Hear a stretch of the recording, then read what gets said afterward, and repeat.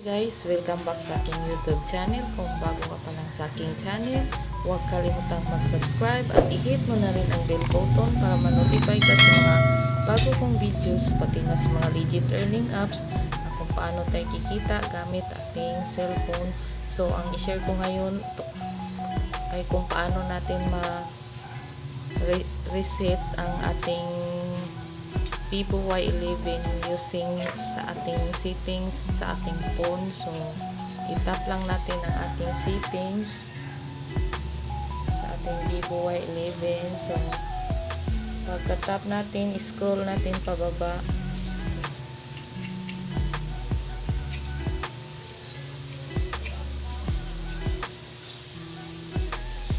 Dito sa system management, itap natin to.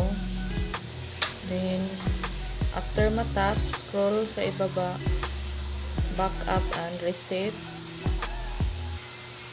Then, dito may maraming option. Reset network setting, reset all settings.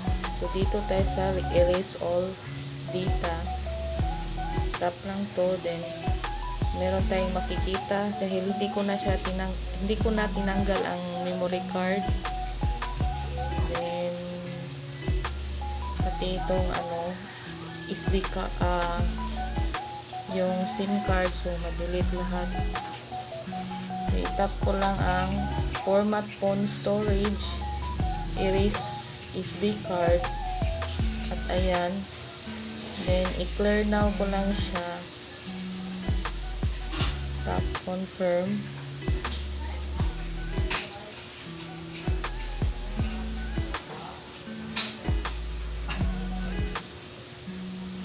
Ayan, hintayin lang natin mag-restart yung at ayan, nag-restart na siya. Pwede din naman natin itong ma-hard reset so ba't naman natin idaan sa hard reset kung pwede pa naman sa settings yung hard reset, para lang kasi yun sa yung nakalimutan na ang password.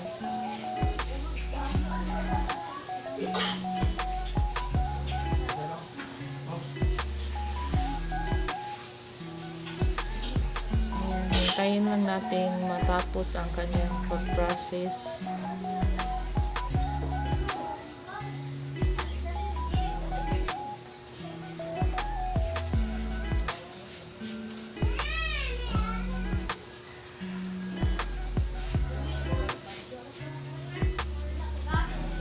Pagkatapos nito, babalik siya sa pinaka bago niyang mga application at ilagin natin ang ating Gmail account, tapos i-update natin at i-install yung kanyang i-update ang kanyang mga application.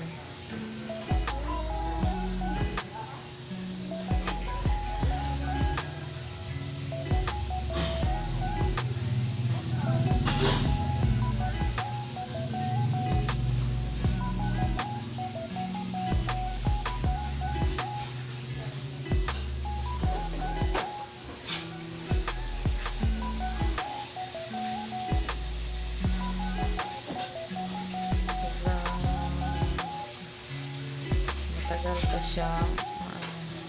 Tayin lang natin, guys.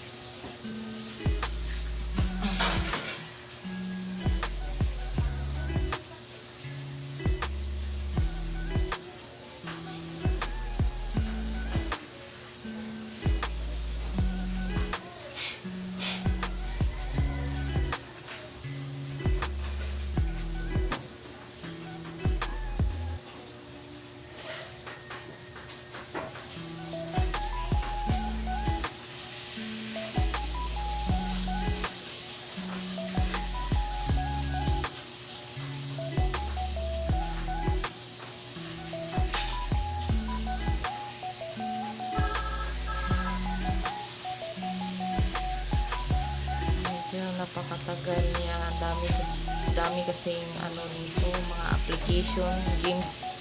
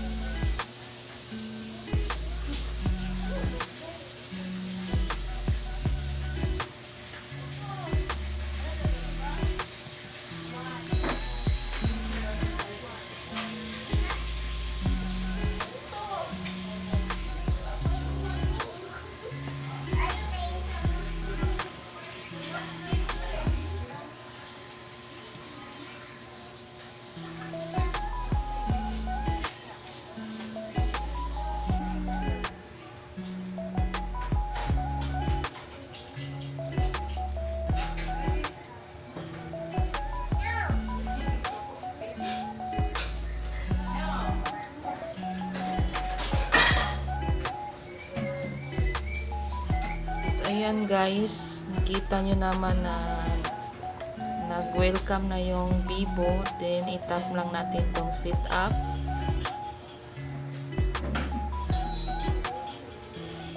Next, tap lang natin ang English na language.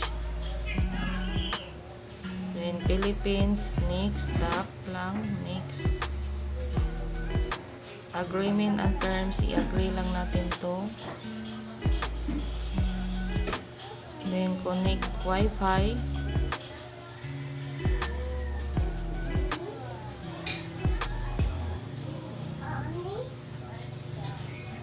I-connect ko lang muna sa aming Wi-Fi para ma-set up ko ang aming account sa Play Store.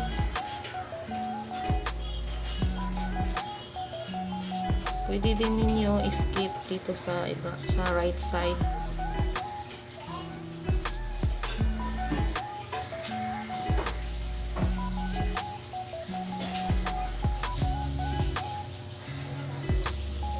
At ayan, nag-connected na siya.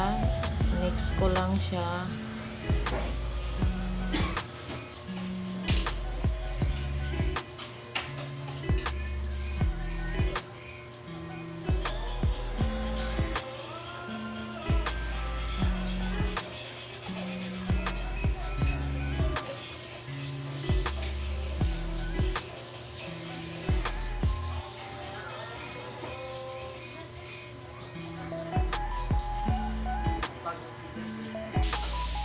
At ayan guys, na ano na siya, copy apps and data.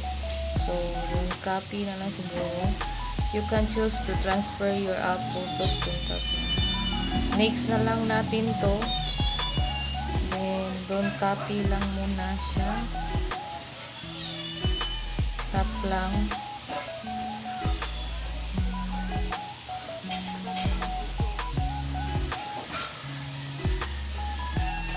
Guys, na ano na siya, na open na yung Google, tapos ilagin na lang natin ang account.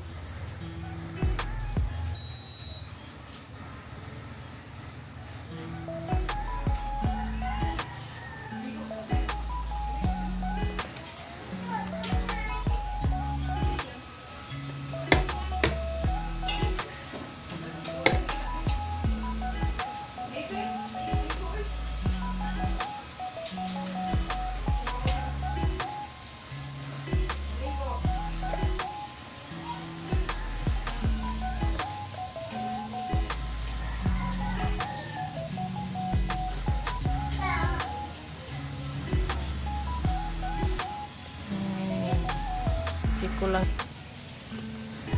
Next ko lang ulit siya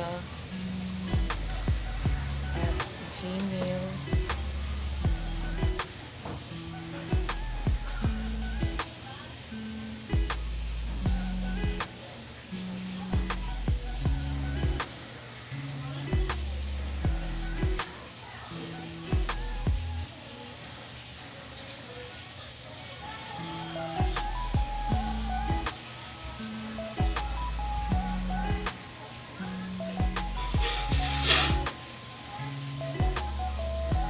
Login ko lang ang account ng phone na to.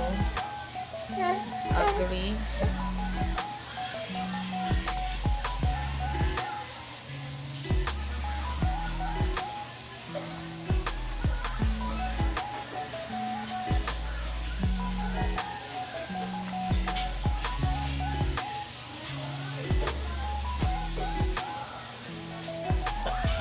Accept lang natin.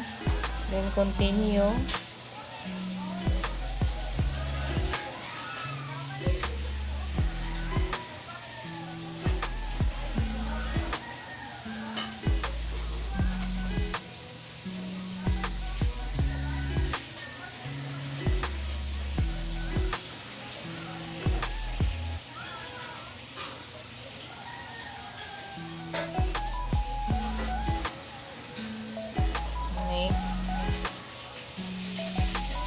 skip lang natin tong voice match pala.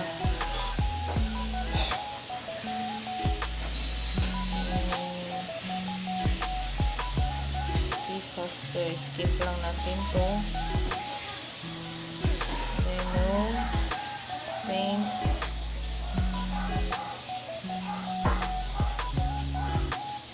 Next lang siya. Skip lang natin itong mga security. Use the permission smart upgrade. I-next lang din natin to. Then import data, import, agree.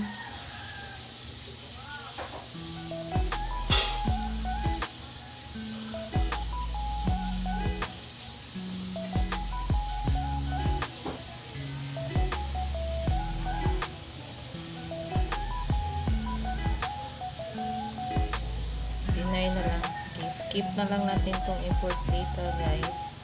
Matagalan pa tayo dito. At ayan. Skip lang natin to. Then, congratulations, your phone has been set up. So, use now na tayo.